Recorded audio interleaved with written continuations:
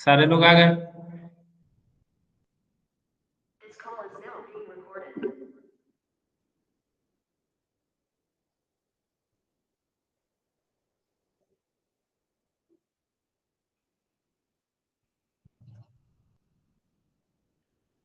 Okay, आप लोगों का टेस्ट पेपर कैसा रहा?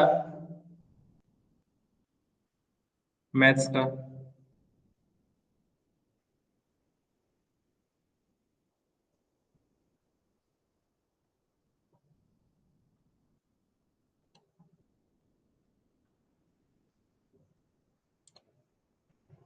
ओके।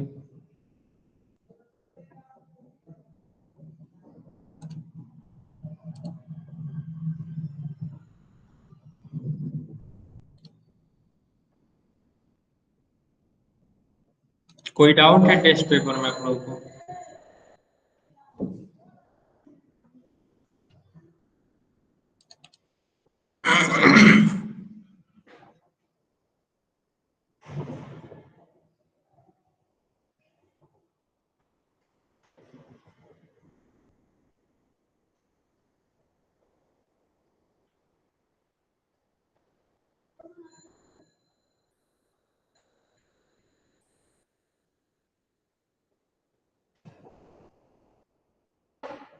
Any doubt?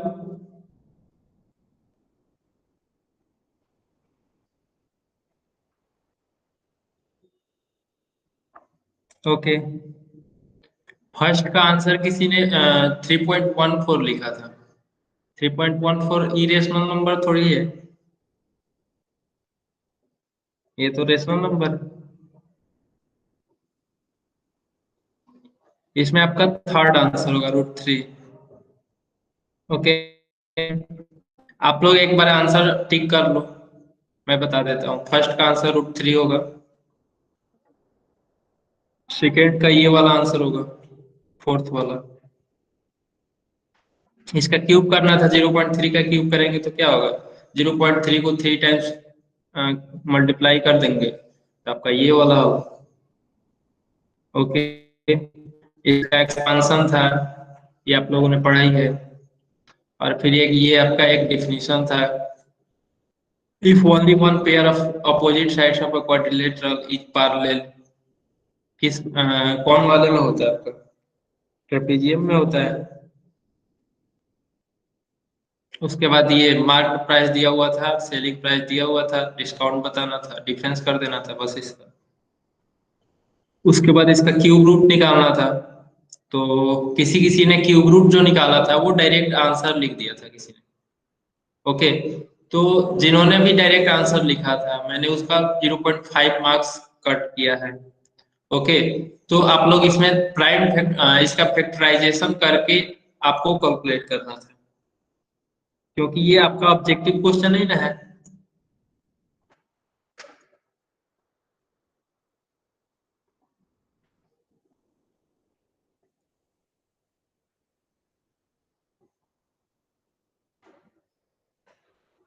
उसका क्वेश्चन थर्ड था, वो आपका m directly proportional to n था। यानी कि m/n का रेशियो जो जो होता है वो आपका कांस्टेंट होता है। m/n का रेशियो करना था और क्या करते हैं, उसके बाद फिर यहाँ से m का वैल्यू फाइंड आउट करना था इस तरीके से। m/n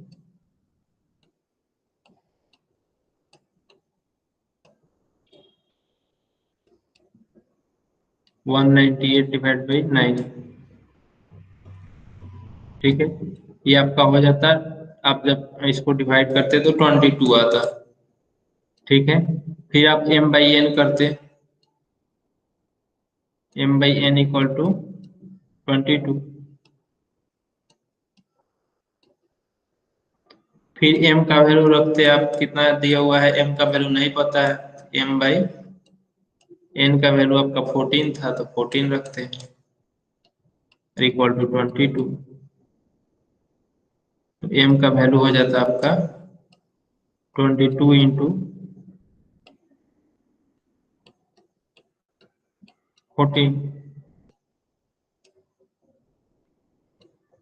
ये आ जाता है आपका 308।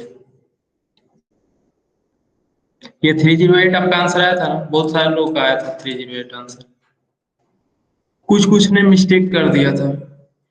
ओके।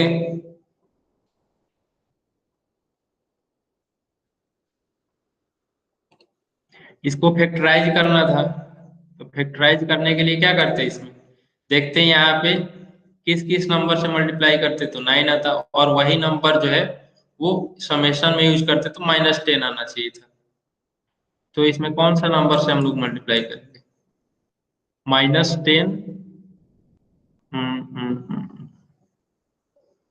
9 से, -9 और -1। ठीक है, ये दो नंबर होता है आपका। ओके, तो इसको कैसे करते हैं, तो यहाँ पे आपका होता है x² और फिर यहाँ पे आपका -9x।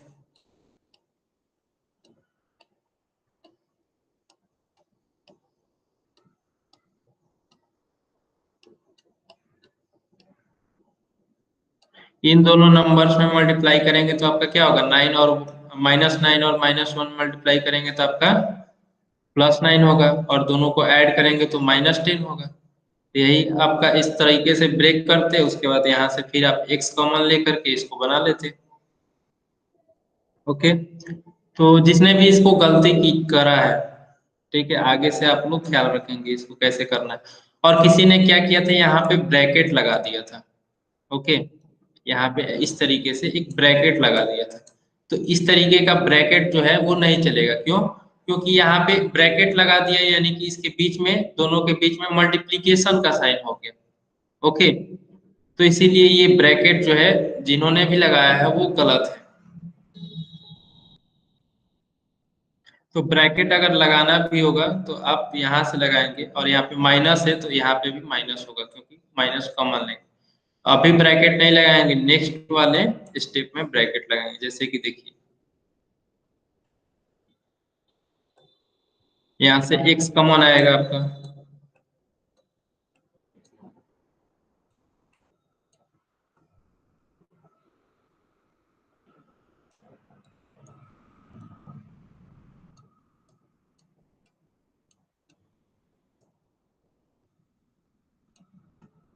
ओके, जो नेक्स्ट स्टेप होगा आपका, यहाँ पे x है, यहाँ पे x-9 है। ओके, यहाँ पे 1 है, 1, तो यहाँ पे x-1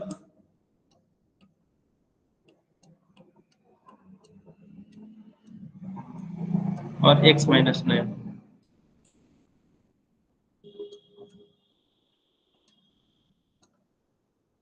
ओके, तो ये आपका जो है वो फैक्टर होगा, यही आपका आंसर है। ओके, उसी तरीके से ये जो है इसका, इसको आप लोग सबसे पहले 27 है यहाँ पे, तो 27 का क्यूब रूट कर लेंगे। क्यूब रूट करने के बाद इसको a³ - b³ के फॉर्म में इसको एक्सपेंड कर देंगे। ओके, तो ये हो जाएगा। ये लगभग सबका सही है, बी नंबर।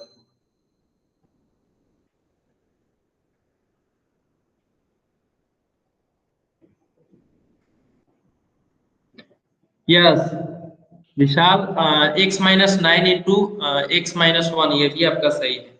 ओके, इसको इधर रखो या फिर इधर रखो, उसे क्या फर्क पड़, जैसे 4 × 5, 4 × 5, या फिर आप लिखो 5 × 4, दोनों में कोई डिफरेंस है? नहीं है, तो कैसे भी लिख सकते हो आप, x-1 लिखो या फिर x-9 को पहले लिखो। ओके, उसके बाद है आपका, if 15 workers can build a wall in 48 hours, how many workers will be required to do the same work in 30 hours. ये जो है आपका इनवर्स प्रोपोर्शन का सवाल था। ठीक है, तो ये वाले में आप लोगों ने कर लिया है। जैसे कि इसमें ऐसे बनाएंगे, 48 hours in 48 hours. Okay, in 48 hours 15 workers required to required to build a wall. Okay, उसके बाद फिर आपका 1 वर्कर्स कितने दिनों में करेगा इसको, सॉरी 1 आवर में कितने वर्कर्स रिक्वायरमेंट होंगे, 15 × 48।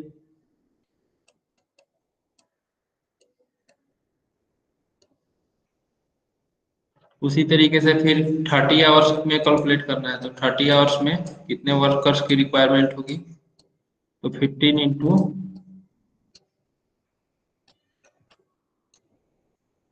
48,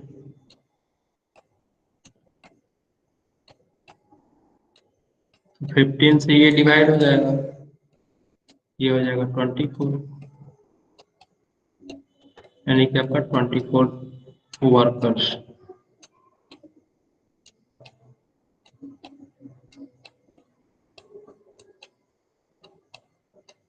okay,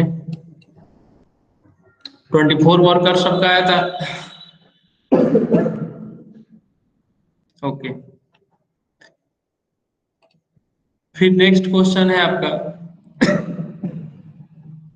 next question, a farmer sold food grains for 9,200 rupees through an agent. The rate of commission was 2%. How much amount did the agent get? मतलब इसमें निकालना था कि कितना अमाउंट एजेंट जो है वो प्राप्त करेगा, तो 2% ऑफ 9,200 का निकालना था इसमें। तो ये सबका लगभग सही है, इसको बताने की जरूरत नहीं। 7 नंबर किसी बहुत सारे लोगों ने क्वेश्चन को स्किप कर दिया था, ओके, नहीं किया था। तो 7 नंबर में आप लोगों ने क्या क्या है इसमें, 7 में आपको क्या करना था, डीसी जो है पैरेललोग्राम ड्रॉ करना था, एबीसीडी। तो डीसी लेंथ आप सबसे पहले एक ड्रॉ कर लेते हैं, ओके। जैसे कि डीसी लेंथ आप एक ड्रॉ कर लेते हैं, कितने का, 5.5 सेंटीमीटर का।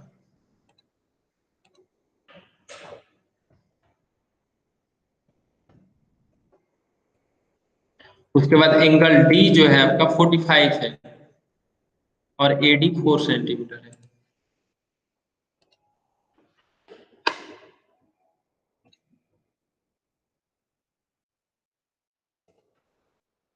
यहाँ पे आपका 45 है और ये 4 सेंटीमीटर।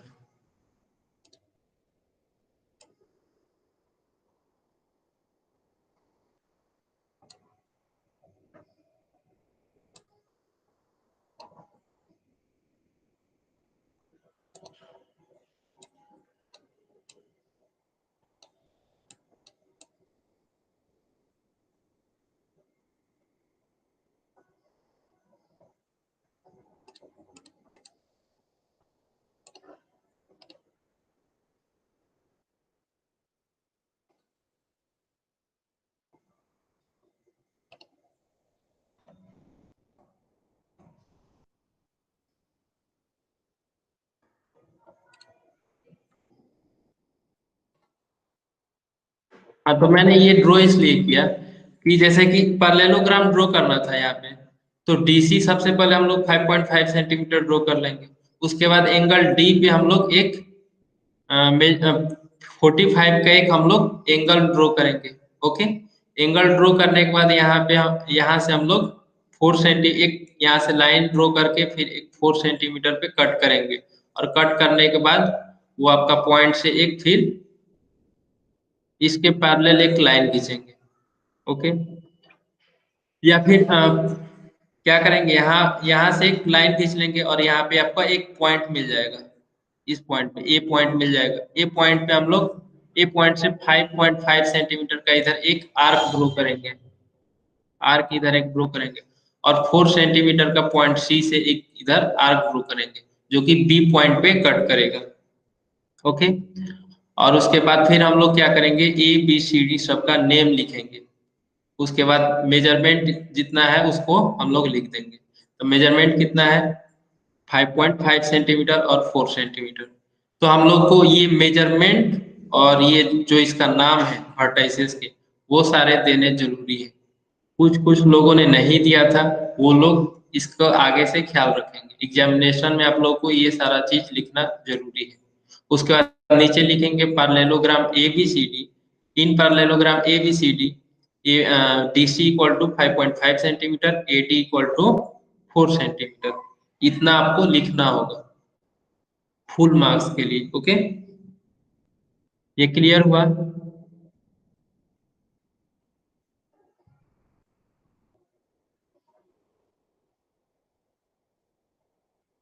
ये क्लियर हुआ?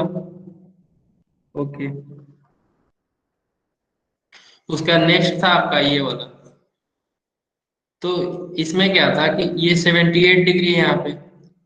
ओके, तो 78 डिग्री यहाँ पे है, तो यहाँ पे ए है।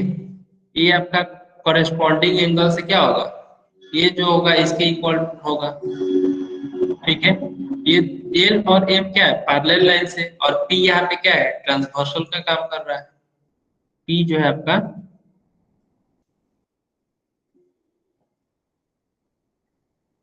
पी आपका ट्रांसवर्सल का काम कर रहा है। तो ये 78 डिग्री यहाँ पे है, तो यहाँ पे भी आपका क्या होगा, ए आपका 78 डिग्री होगा। फिर उसी तरीके से ए आपका 78 डिग्री हो गया, और फिर यहाँ पे डी है, तो यहाँ से कॉरेस्पॉन्डिंग एंगल से ए और डी इक्वल होगा, तो आपका डी भी आपका 78 डिग्री होगा। ओके, और फिर बी और डी, ये two lines, two straight line जो है वो आपका कट कर रहा है एक पॉइंट पे। तो क्या होता है, अपोजिट एंगल्स इक्वल होते हैं। अपोजिट एंगल्स इक्वल होते हैं, यानी कि डी एंगल जो है वो बी के बराबर होगा। तो यहाँ पे ए डी बी तीनों बराबर होगा किसके, 78 डिग्री के। ओके, और ये इंटीरियर एंगल है। इंटीरियर एंगल का सम क्या होगा, आपका 180 होता है। ओके, तो यानी कि सी और डी का सम 180 होगा, यानी कि डी पता है, तो 180 में से सब्ट्रैक्ट कर देंगे तो आपका सी का वैल्यू मिल जाएगा। तो इस तरीके से ए बी सी डी चारों का वैल्यू आपको मिल जाएगा। तो यही तो करना था। क्लियर हो गया paper?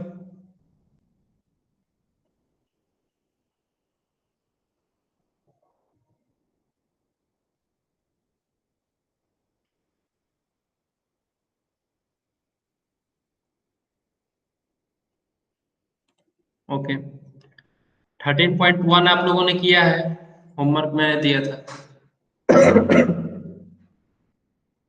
Okay, any doubt?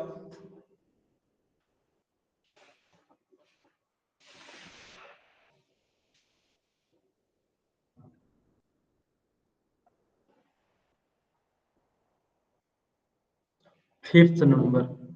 Okay, fifth में ये आपका दो ट्रेंगल है, कौन कौन सा, उसको हम लोग देख लेते हैं।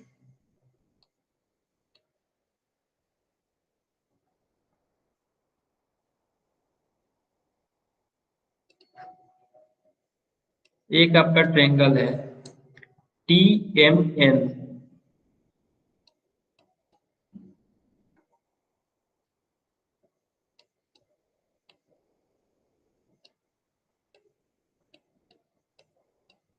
और दूसरा ट्रेंगल कौन सा है,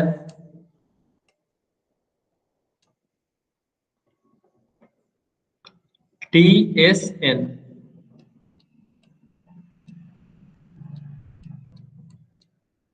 ओके, तो ये चेक करना है ये किस रूल के अनुसार ये कंक्लुएंट है। ओके, तो यहाँ सबसे पहले यहाँ पे देखिए टीएम जो है, इस ट्रेंगल में टीएमएन में, ये वाला ट्रेंगल में टीएम किसके बराबर है, इस ट्रेंगल में टीएस के बराबर है। यानी कि टीएम जो है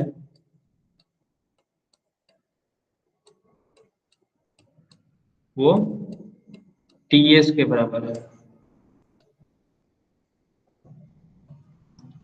तो यहाँ पे ये क्या है, आपका साइड है, ये आपका साइड है। और यहाँ पे क्या है, एम टी एन, ये वाला एंगल है, ये एक्स वाला, ये एंगल इस एंगल के बराबर है। ठीक है, तो ये आपका एंगल है। और यहाँ पे भी क्या है, जीरो जीरो दिया हुआ है, यानी कि डिनोट किया है ये वाला एंगल और ये वाला एंगल, दोनों इक्वल है। ठीक है, तो यहाँ पे एंगल एंगल साइड भी बोल सकते हैं, या फिर आप साइड एंगल एंगल भी बोल सकते हैं। साइड एंगल एंगल सी, ये दोनों ट्रायंगल क्या है, कॉन्ग्रुएंट है। या फिर आप ऐसे भी बोल सकते हो, एंगल साइड एंगल।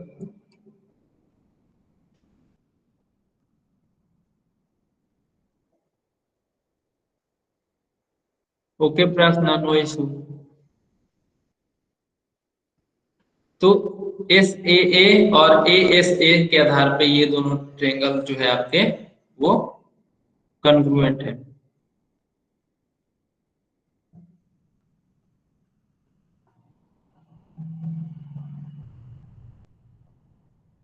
क्लियर हुआ?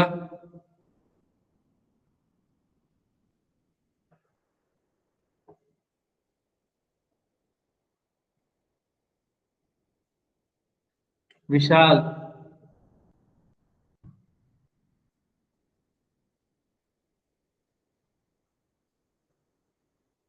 ओके।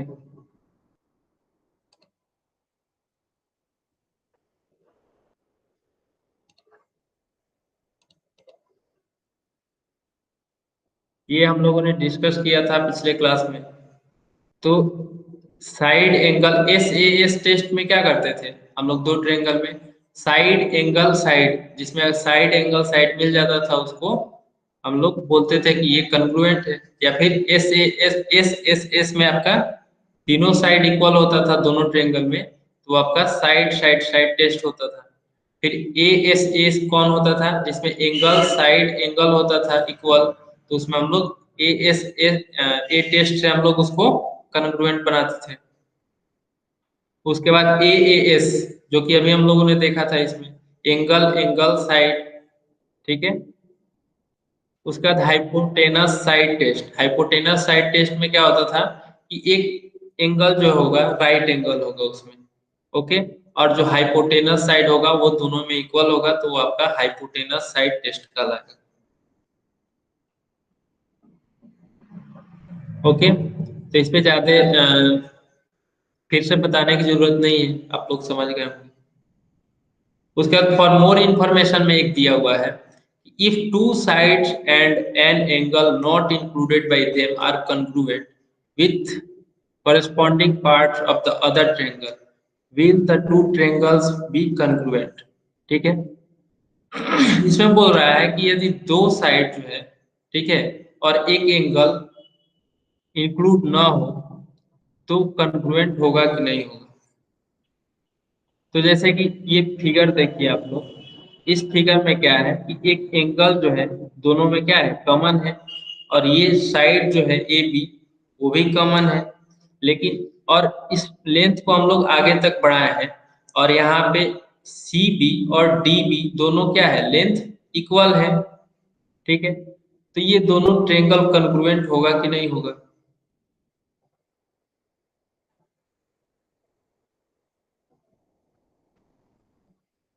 ये दोनों ट्रायंगल कॉन्ग्रुएंट होगा, क्योंकि ये दोनों ट्रायंगल कॉन्ग्रुएंट इसलिए नहीं होगा क्योंकि आप सीधे देख सकते हैं यहाँ पे कि ये ट्रायंगल अलग है और ये ट्रायंगल अलग है, यानी कि दोनों ट्रायंगल को अगर हम लोग एक दूसरे पे रखेंगे तो क्या दोनों कंसाइड करेगा?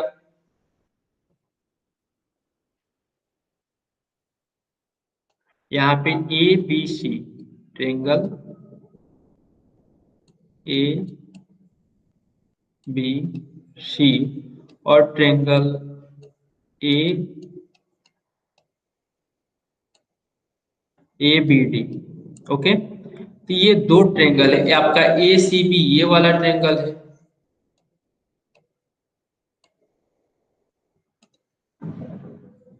और ए बी डी आपका ये ट्रायंगल है।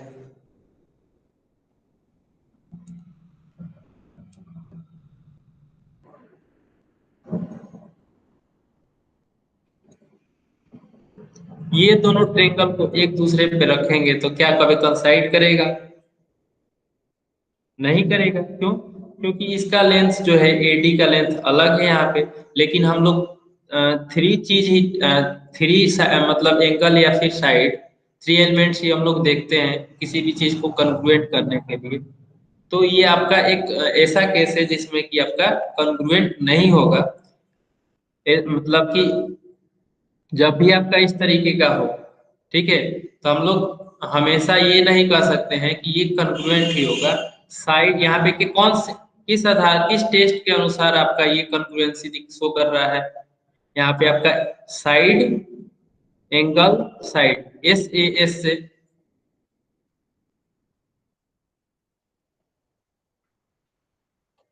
एस ए एस के आधार पे यहाँ पे कन्ग्रुएंट होगा। लेकिन यहाँ पे क्या हो रहा है, दोनों कंसाइड नहीं कर रहा है, इसीलिए ये ट्रेंगल जो है दोनों वो कन्ग्रुएंट नहीं है। ठीक है, तो यहाँ से हम लोग को ये एक चीज पता चला कि जब साइड एंगल साइड होगा, ठीक है, तो कोई जरूरी नहीं है कि वो कन्ग्रुएंट ही हो। ठीक है, कन्ग्रुएंट हो भी सकता है और कन्ग्रुएंट नहीं भी हो सकता है। ये आपको मोर इन्फॉर्मेशन में बताया गया है। ठीक है, तो इससे आपको क्वेश्चन एग्जामिनेशन में नहीं आएगा, लेकिन आप लोग इसको जान लो। ठीक है, लेकिन एग्जामिनेशन में अगर आएगा क्वेश्चन इस तरीके का, मतलब साइड एंगल साइड वाला, तो आप लोग उसको कन्ग्रुएंट ही कहोगे।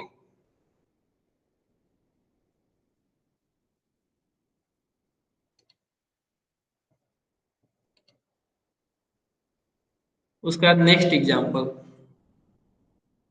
एग्जाम्पल आपका क्या कर रहा है, in the adjacent figure congruent sides of rectangle quadrilateral ABCD are shown by identical marks.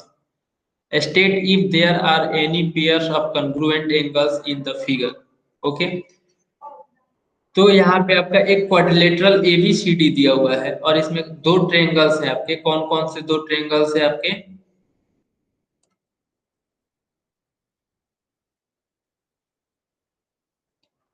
एक आपका है ए बी डी, ये वाला ट्रायंगल ऊपर वाला, और दूसरा ट्रायंगल है C B D, C B D ये वाला ट्रायंगल।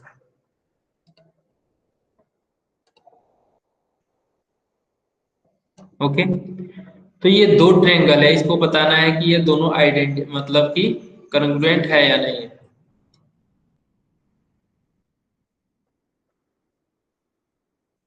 तो कैसे टेस्ट करेंगे? तो यहाँ पे आपको आइडेंटिकल मार्क से शो किया हुआ है साइड को, इक्वल साइड को। तो इस ट्रायंगल में बी डी सी और ए बी डी में साइड ए बी जो है, ए बी ये वाला, और बी सी दूसरे वाले ट्रायंगल ए बी जो है वो बी सी के इक्वल है, जो कि दिया हुआ है। उसके बाद साइड डी ए ये वाला ए डी जो है आपका सी डी के इक्वल है, जो कि ये भी आपका दिया हुआ है। दो चीजें आपको दिया हुआ है, क्या क्या? ए बी जो है बीसी के बराबर है, एडी जो है आपका डीसी के बराबर है। ओके,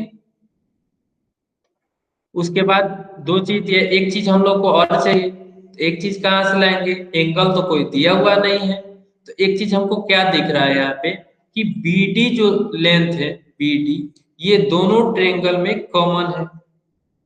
ठीक है, तो दोनों ट्रायंगल में बीडी कॉमन है, तो यहाँ पे तीन साइड आपका जो है वो आपका इक्वल आया। तीन साइड यानी कि कंग्रुएंट हुआ, यानी कि साइड बीडी जो है आपका कॉमन है, तो तीन साइड कंग्रुएंट हो गया। तो by S S S test, S S S test के अनुसार A B D triangle, A B D triangle C B D का कंग्रुएंट होगा। ओके, और इस कंग्रुएंट के कारण क्या क्या हो सकता है आपका? इस कंग्रुएंसी के कारण क्या क्या हो सकता है आपका? आपका ट्रायंगल ए बी डी और ट्रायंगल सी बी डी, ये दोनों ट्रायंगल, ये ट्रायंगल और ये ट्रायंगल आपस में कन्ग्रुएंट है। तो आपका ये वाला angle A B D, A B D ये एंगल, ओके, और C B D, C B D ये वाला एंगल, ये दोनों क्या होगा? कन्ग्रुएंट होगा, क्योंकि कन्ग्रुएंट कन्ग्रुएंट एंगल जो है वो दोनों ट्रायंगल कन्ग्रुएंट है, तो इसीलिए जो कॉरेस्पॉन्डिंग साइड है वहां का एंगल भी आपका क्या होगा, कंग्रुएंट होगा, यानी कि इक्वल होगा। ठीक है, उसी तरीके से ये एंगल इसके इक्वल हो गया, और एंगल ए जो है आपका एंगल सी के इक्वल हो जाएगा, और एंगल डी, ये वाला एंगल है सी डी बी, और ए डी बी, ये एंगल इसके इक्वल होगा। यानी कि मैं इसको आइडेंटिकल मार्क से इसको शो कर देता हूँ। मान लीजिए कि यहाँ पे जीरो वाला आइडेंटिकल मार्क दे देता हूँ, यहाँ पे एक्स का ये एंगल जो है इसके इक्वल है, और यहाँ पे ये, यहाँ पे मैं डबल डॉट दे देता हूँ। ओके, ये एंगल इस एंगल के इक्वल होगा। ओके, तो आपको इसी तरीके के क्वेश्चन इसमें दिए होंगे, आपको ऐसे ही क्वेश्चन करने हैं।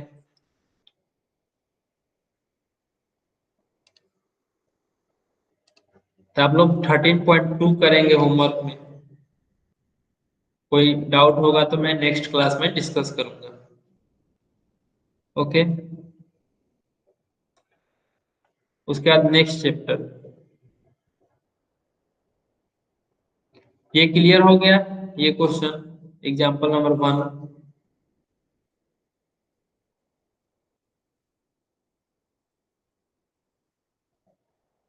ओके, तो हम लोग next topic, next chapter start करते हैं, जो कि आपका है कंपाउंड इंटरेस्ट। ठीक है, आप लोगों ने कभी इंटरेस्ट पढ़ा है? सिंपल इंटरेस्ट पढ़ा होगा आप लोगों ने। तो सिंपल इंटरेस्ट क्या होता है आपका, जब हम लोग कभी भी लोन लेते हैं तो उसको कुछ समय के, कुछ टाइम के बाद हम लोग उसको पे करते हैं। ठीक है, और उस पे कुछ रेट लगते हैं कि किस रेट से उस पे इंटरेस्ट आपके लगेंगे। ओके, तो उस रेट से हम लोग फिर इंटरेस्ट कैलकुलेट करते हैं। तो इंटरेस्ट कैसे कैलकुलेट करते हैं, एक फार्मूला होता है आपका, P into n into r, n जहाँ पे आपका टाइम होता है। ओके, तो a person takes a loan from institute like bank or Pata paid with fixed rate of interest. After a stipulated time to he repays the loan with some more money. The additional money paid is called interest. Interest क्या होता है, जब loan लिया जाता है और उस loan के साथ साथ कुछ एक्स्ट्रा एडिशनल मनी हम लोग जब पे करते हैं, वो आपका कहलाता है इंटरेस्ट। ओके, और इंटरेस्ट कैसे फाइंड आउट करते हैं, simple interest. Simple interest find out करने के लिए हम लोग आई बराबर, यानी कि इंटरेस्ट इक्वल टू होता है p into n into r divide by 100, जहाँ पे आपका आई जो है वो इंटरेस्ट है, पी है आपका प्रिंसिपल, प्रिंसिपल मतलब जो आपने लोन लिया है। ठीक है, जो मनी आपने लोन लिया है वो आपका प्रिंसिपल होता है। एन जो है वो नंबर ऑफ ईयर्स है। ठीक है, नंबर ऑफ ईयर्स है, और रेट जो है आर, आर से हम लोग रेट को रिप्रेजेंट करते हैं। उसके बाद ये जो है आपका सिंपल इंटरेस्ट होता है, ये आप लोग पहले से पढ़ चुके होंगे। अपना नया चैप्टर जो है वो कंपाउंड इंटरेस्ट है, अब इसको पढ़ेंगे। तो कंपाउंड इंटरेस्ट को समझने के लिए एक आपका इसको डिस्कस करते हैं, कन्वर्सेशन है टीचर और स्टूडेंट के बीच में। तो we will learn how bank charges compound interest for a fixed deposit और अ लोन। ठीक है, टीचर जो है वो बोलते हैं Sajjan Rao takes a loan of 10,000 from a bank at the rate of 10 PCPA. ये पीसीपीए क्या होता है, कोई बता सकता है पीसीपीए क्या होता है?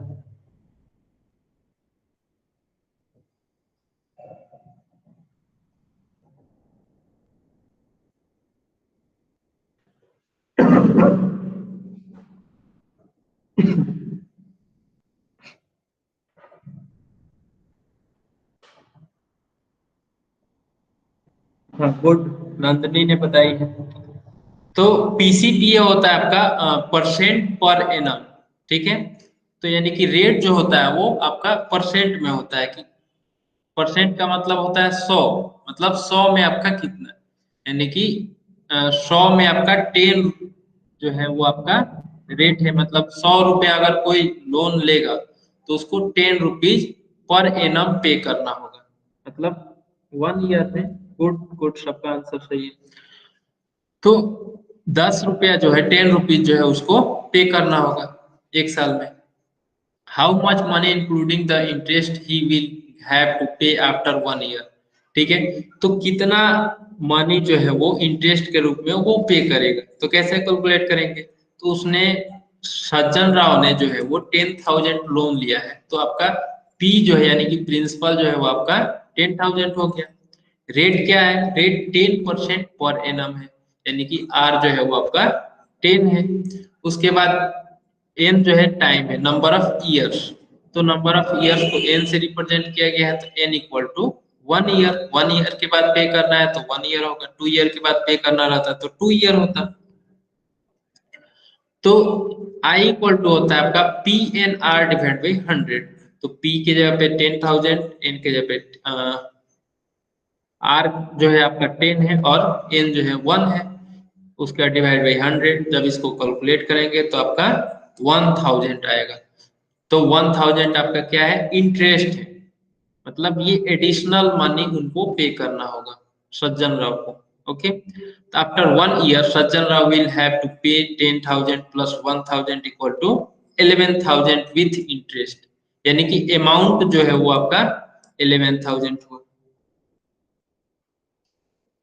Next, student, if a borrower fails to pay the amount and interest after 1 year, okay, तो कोई स्टूडेंट पूछता है कि यदि जो लोन लिया है वो 1 ईयर के बाद पेमेंट नहीं कर पाता है, तो इंटरेस्ट 1 ईयर के बाद इंटरेस्ट क्या होगा? तो टीचर बोलते हैं bank calculate the interest after each year and it is expected that the interest should be paid by the borrower every year. If the borrower fails to pay the interest for 1 year, then the bank considers the principal and the interest of first year together as the loan for second year. Thus, for second year, the interest is calculated on the amount found by principal of first year together with its interest. That is the for second year, the principal for charging interest is compound amount of the first year. The interest charged by this method is called compound interest. तो अगर कोई fail कर जाता है, time पे payment नहीं कर पाता है, तो वो जो 1 ईयर के बाद कितना आया आपका 11,000, मतलब उसको पे करना था लेकिन उसने पे नहीं कर पाया, तो वो क्या करेगा? 11,000 को अब प्रिंसिपल मान लेगा, मतलब कि उस ईयर में उन्होंने 11,000 का लोन लिया है। ओके, 11,000 आपका प्रिंसिपल बन जाएगा। उसके बाद रेट जो है वही रहेगा और टाइम अगर नेक्स्ट ईयर में 1 साल और इंक्रीज हो जाएगा तो 1 ईयर के बाद आपका कैलकुलेट करेंगे, तो अब हम लोग कैलकुलेट करेंगे 11,000 जो है आपका प्रिंसिपल बन जाएगा, रेट 10 हो जाएगा और ईयर जो है वो 1 ईयर होगा। ओके, और इस तरीके से जैसे कि यहाँ पे आपका इंटरेस्ट पे भी इंटरेस्ट लग रहा है, जैसे 1000 जो है वो पिछले साल का इंटरेस्ट है और इस नेक्स्ट ईयर में भी इस पे इंटरेस्ट लगेगा क्योंकि इसमें ऐड हो चुका है। तो जब इंटरेस्ट पे भी इंटरेस्ट लगता है तो वो जो होता है वो आपका कंपाउंड इंटरेस्ट कहलाता है। ठीक है, और इस तरीके से इस मेथड से जो हम लोग इंटरेस्ट कैलकुलेट करते हैं वो आपका कंपाउंड इंटरेस्ट कहलाता है। तो स्टूडेंट बोलता है if Sajjan Rao increases the duration of loan repayment by 1 more year, ठीक है, तो अगर वो 1 साल के बाद और पेमेंट करेंगे तो क्या होगा? तो उसको कैलकुलेट करने के लिए वही 11,000 को हम लोग प्रिंसिपल मान लेंगे, उसके बाद फिर कैलकुलेट करेंगे। ठीक है, तो कैलकुलेट करेंगे तो आपका क्या होगा? तो ये हमेशा next year, next by next ये क्या होगा? इंक्रीज होते जाएगा। तो इस तरीके से हम लोग क्या करेंगे, जो अमाउंट होगा, जैसे कि अगर मान लीजिए कि ये 1 ईयर के बाद पे किए, अगर नहीं पे किए तो फिर नेक्स्ट ईयर के लिए, तो यहाँ पे आपका अमाउंट बाय प्रिंसिपल जो होता है, अमाउंट बाय प्रिंसिपल, वो आपका इसका रेशियो जो होता है वो कांस्टेंट होता है आपका। तो यहाँ पे अमाउंट कितना है आपका? 11,000।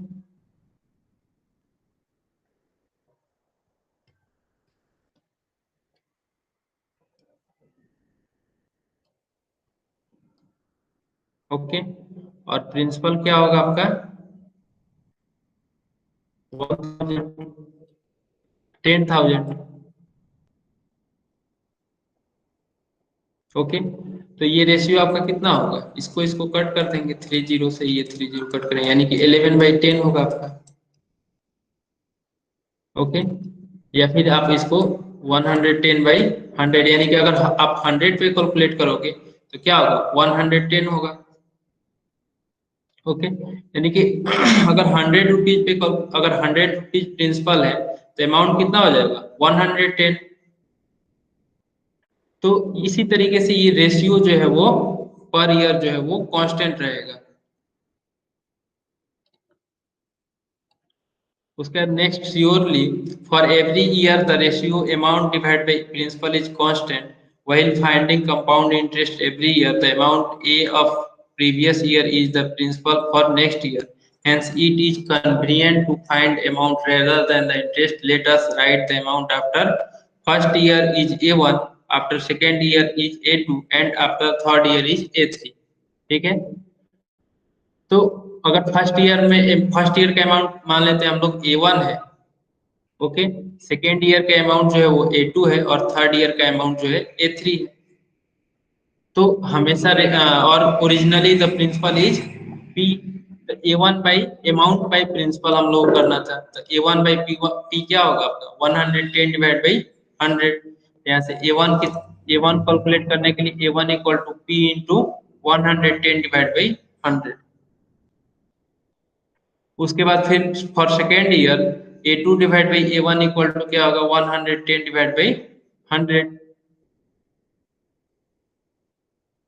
यहाँ पे आपका, तो उसी तरीके से यहाँ पे A2 इक्वल टू क्या हो जाएगा A1 इंटू 110 डिवाइड बाई 100। क्यों, क्योंकि ये रेशियो जो है वो तो कांस्टेंट रह रहा है। ये A2 अमाउंट सेकेंड ईयर का, ये फर्स्ट ईयर का अमाउंट, तो इसका रेशियो जो होगा वो हमेशा हम लोगों ने अभी पढ़ा था कि वो कांस्टेंट होता है, यानी 110 डिवाइड बाई 100 ही होगा। तो फिर A2 इक्वल टू क्या होगा A1 इंटू 110 डिवाइड बाई 100। तो फिर A1 कितना है आपका A1 यहाँ पे कितना है P इंटू 110 डिवाइड बाई 100। तो ये आपका हो गया P into 110 divide by 100 into 110 divide by 100। यहाँ पे A1 को हमने किससे रिप्लेस कर दिया है, इससे रिप्लेस किया है। ओके, तो फिर देन फाइंडिंग द अमाउंट 3, तो A3 कैसे कैलकुलेट करेंगे, A3 कैलकुलेट करना होगा तो A3 बाई A2। ठीक है, ये दोनों कॉन्सेक्यूटिव है, मतलब लगातार, मतलब सेकेंड ईयर का अमाउंट और थर्ड ईयर का अमाउंट का जो रेशियो है वो भी आपका 110 डिवाइड बाई 100 होगा। यहाँ से A3 कैलकुलेट करेंगे तो A3 इक्वल टू क्या होगा A2 जो है इधर मल्टीप्लाई होगा, तो यानी कि A2 इंटू 110 डिवाइड बाई 100। तो A2 कितना लिख सकते हैं हम लोग, A2 बराबर इतना लिख सकते हैं P into 110 divide by 100 into 110 divide by 100। तो ये मैंने A2 को इससे रिप्लेस कर दिया है, इस वैल्यू से। तो यहाँ पे आपका P इंटू दिस आएगा। ओके, यानी कि A3 का जो वैल्यू है वो आपका ये आया, A2 का जो वैल्यू है वो आपका ये आया, और A1 का जो वैल्यू है आपका ये आया। तो हम लोग को क्या दिख रहा है यहाँ पे कि जैसे जैसे नंबर ऑफ ईयर इंक्रीज हो रहा है, जैसे जैसे नंबर ऑफ ईयर इंक्रीज हो रहा है, ये रेशियो उतना टाइम्स क्या हो रहा है, मल्टीप्लाई होते जा रहा है। यस और नो?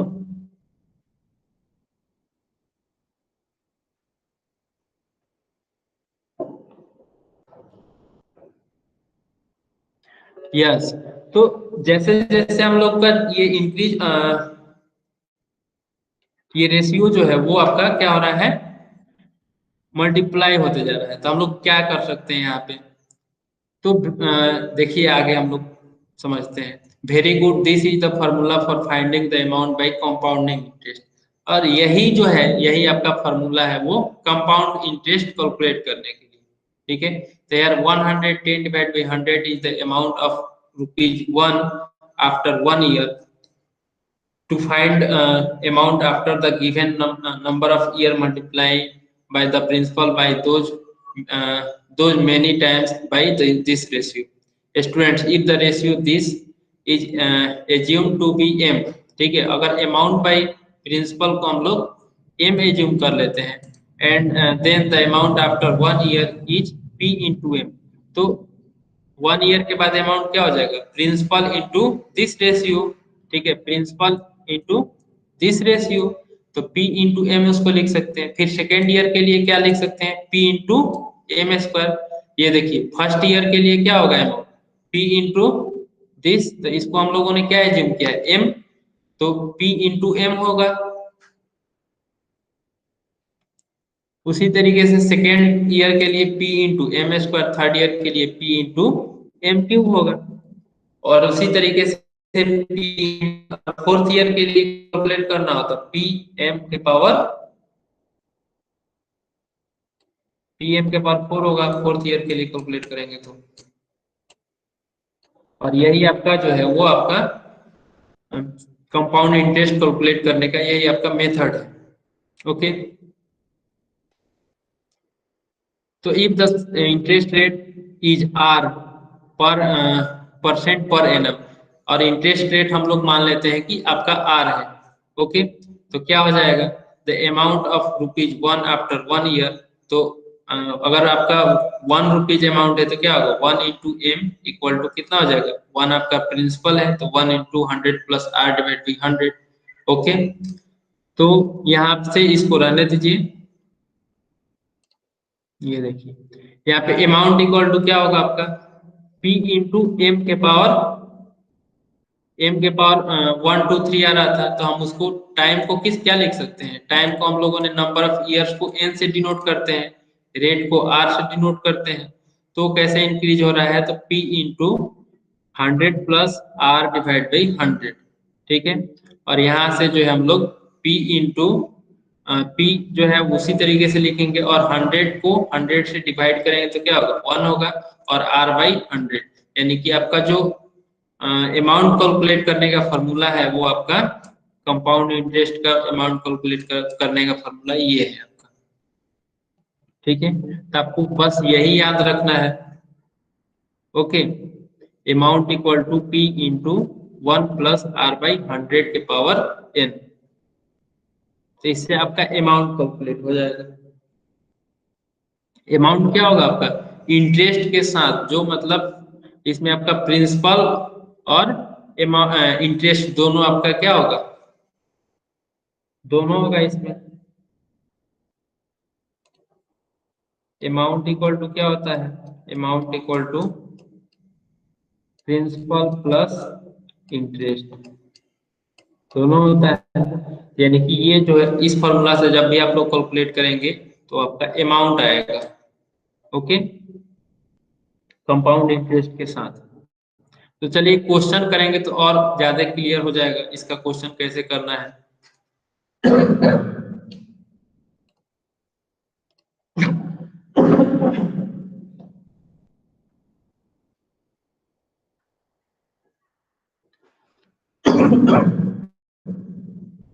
जैसे फर्स्ट क्वेश्चन है आपका, find the compound interest if 4000 is invested for 3 years eight the rate of 12 पूर्णांक 1/2% पर एनम, ठीक है।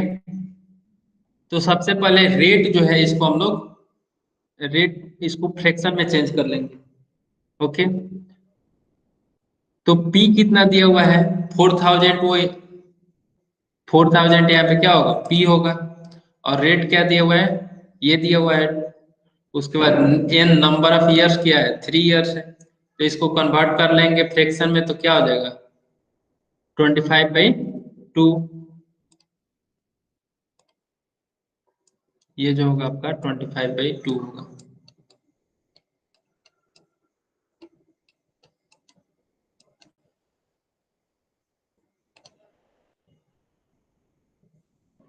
उसके बाद अमाउंट क्या है आपका, अमाउंट इक्वल टू होता है P into 1 plus R by 100 के पावर n।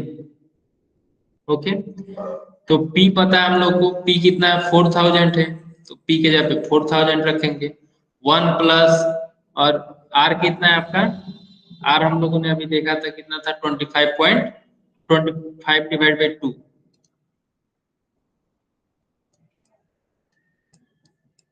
ओके, तो इसको आप डिसिमल में चेंज कर लीजिए, तो डिसिमल में चेंज करेंगे तो हो जाएगा 12.5। ओके, तो आर के जगह पे हम लोग उसका वैल्यू रख देंगे 12.5 डिवाइड बाई 100 की पावर 3। तो 12.5 को यहाँ पे डिसिमल है तो नीचे एक जीरो और आएगा। उसके बाद इसको सॉल्व करेंगे तो क्या होगा 4000 इंटू 11 1000 इधर जाएगा तो ऐड हो जाएगा तो 1125 डिवाइड बाई 1000 का होल क्यूब। अब इसको आप लोग इसको कट कर दीजिए। ठीक है, तो इसको कट करेंगे तो आपका 9/8 होगा, तो 9/8 का होल क्यूब होगा। तो उसके बाद फिर इसको सॉल्व करेंगे तो आपका इतना रुपीज आपका क्या होगा अमाउंट होगा। इतना रुपीज आपका जो होगा वो आपका अमाउंट होगा। और पूछा क्या है कंपाउंड इंटरेस्ट पूछा है। ठीक है, तो कंपाउंड इंटरेस्ट कैसे फाइंड आउट करेंगे। तो कंपाउंड इंटरेस्ट फाइंड आउट करने के लिए अमाउंट जो है अमाउंट में से प्रिंसिपल को हम लोग माइनस कर देंगे। ठीक है, तो वो आपका क्या होगा कंपाउंड इंटरेस्ट हो जाएगा। तो अमाउंट आपका कितना है तो दिस माइनस 4000। तो सब्ट्रैक्ट करेंगे तो आपका कितना वैल्यू होगा 1695.31। तो ये आपका कंपाउंड इंटरेस्ट होगा। तो अमाउंट जो होता है वो आपका जो प्रिंसिपल होता है जितना रुपीज लोन लिया जाता है वो प्लस इंटरेस्ट। ठीक है, तो अमाउंट में से जो हम लोगों ने लोन लिया उसको सब्ट्रैक्ट कर देंगे तो हमको मिल जाएगा इंटरेस्ट मिल जाएगा। और यहाँ पे हम लोग कंपाउंड इंटरेस्ट पढ़ रहे हैं तो यहाँ पे कंपाउंड इंटरेस्ट कैलकुलेट करेंगे। तो इस तरीके से आप लोग जो है वो अमाउंट और इंटरेस्ट कैलकुलेट करेंगे। तो आप लोग कॉपी में नोट कर लीजिए, नोटबुक है आप लोग के पास तो उसमें नोट करिए A equal to P into 1 + r/100 के पावर n।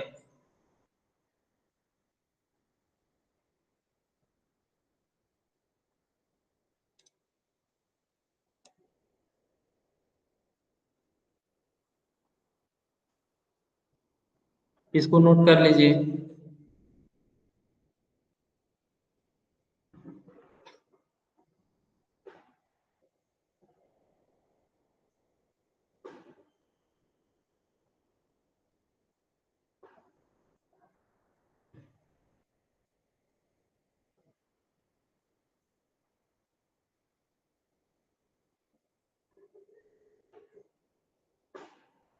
उसके बाद कंपाउंड इंटरेस्ट इक्वल टू लिखिए C I. C I equal to amount minus interest, sorry amount minus principal A minus B. इसको भी नोट कर लीजिए।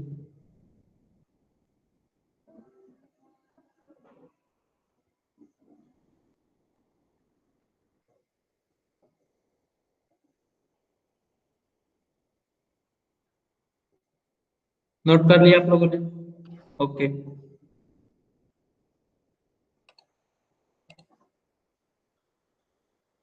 तो ये प्रैक्टिस सेट 14.1 भी आप लोग करेंगे जिसमें 3 क्वेश्चन है।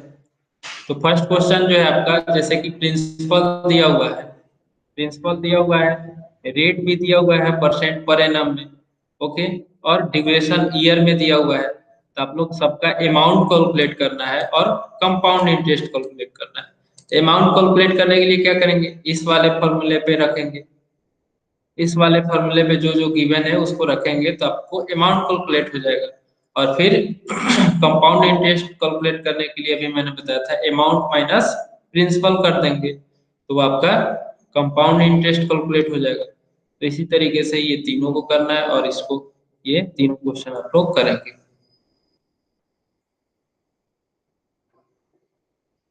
ओके, तो अभी 14.1 में किसी को डाउट है ये जो मैंने अभी बताया है कंपाउंड इंटरेस्ट में।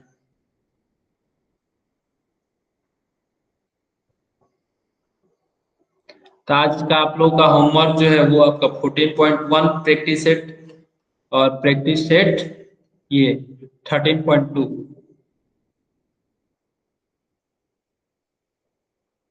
ओके, किसी को डाउट है तो पूछ सकते हो।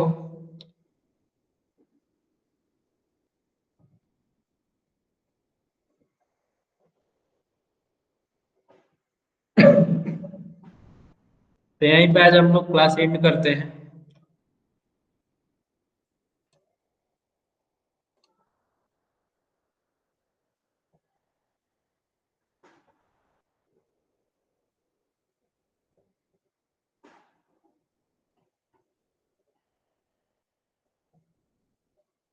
ओके, आप लोग लीव कर सकते हैं। Okay, bye. Thank you.